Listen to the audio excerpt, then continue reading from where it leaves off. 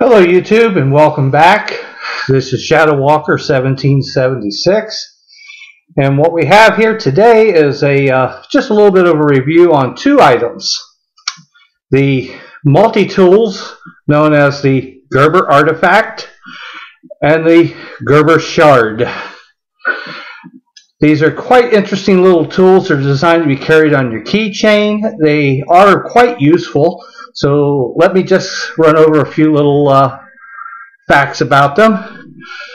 First off, both of them are constructed of stainless steel, and both of them have titanium nitride coating on them, supposed to help prevent rust, but being stainless steel, I don't really think that's going to be the issue. The Gerber artifact here, closed as you see it here, is 3.5 inches from the end of the one tip here to the other tip. Opened like this, from one tip to the other, it is 4.8 inches. Now, one thing that's interesting with their knife part of this little tool is, first off, the blade never needs to be sharpened, just replaced. It is a number 11 hobby blade, and trust me, you can get these things everywhere. Walmart has them, Target has them, the hobby shops have them.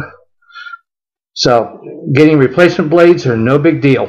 Also, if you heard it click as I opened it, it does have the equivalent of a liner lock. That's this part right here, and it does a very good job at locking open.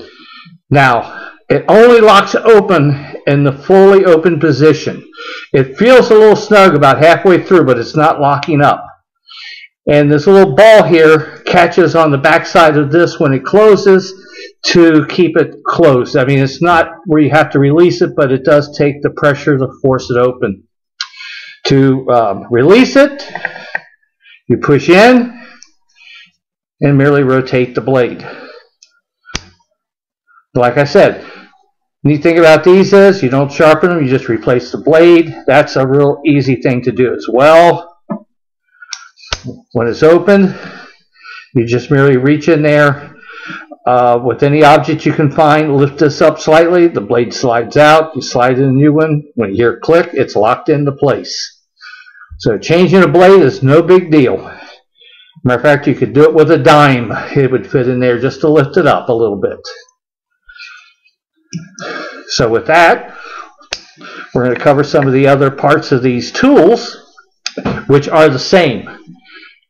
First off, they have a medium-sized screwdriver tip and a small screwdriver tip. Same on both of them.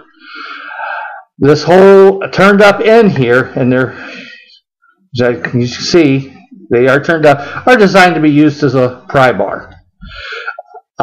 Which is great sometimes when you just need to pry up on something, keeps you from having to use your regular knife blade. Also, the inside of the V-groove is sharpened, so it can be used to strip wires of their plastic. Both have pop bottle openers or beer bottle openers, whichever you want to call it. Both have a Phillips head screwdriver on the back.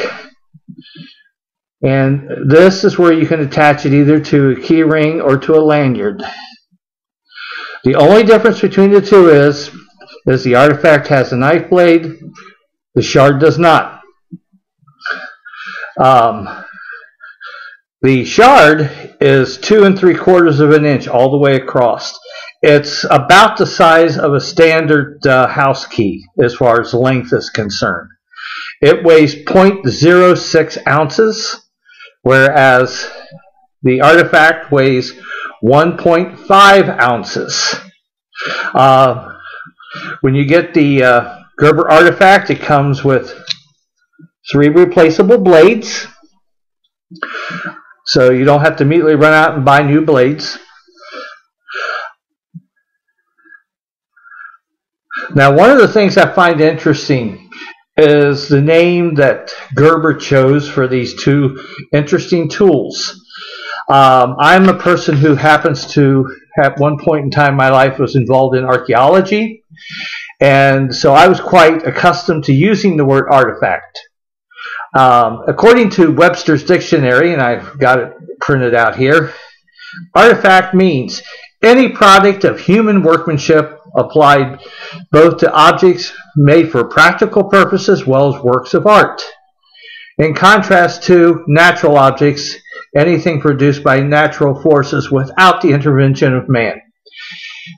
In an archaeological dig, we would search for artifacts, particularly here in North America. It could be with the prehistoric Indian tribes. It could be anything from arrowheads to bone tools made into awls, or even pieces, or even pottery. Now that's what I find interesting, because the other one is called the shard. The definition of a shard is a piece or a fragment of an earthen vessel. So see, if you found a whole piece of pottery intact, it would be called an artifact. If you just found a broken piece of it, it would be called a shard. And I'll give you an example. Like I said, I was into archaeology, and here is a piece of shard. It's a pottery piece, came from a Dina Indian site that was excavated a number of years ago. That particular piece dates between 400 BC and the 1st century AD. So, just like a pottery shard, the Gerber shard represents just a portion of the artifact. So I thought that was kind of an interesting play on names. Somebody was kind of clever when they came up with the names for these. So the only other thing I'd like to mention, like I said, they're designed for keychains. If you are going to carry this as an everyday carry, the artifact that is, I would strongly suggest that you stop out at your local hardware store and get one of these little clips that fastens to your key ring. That way you can merely take it on and off as needed.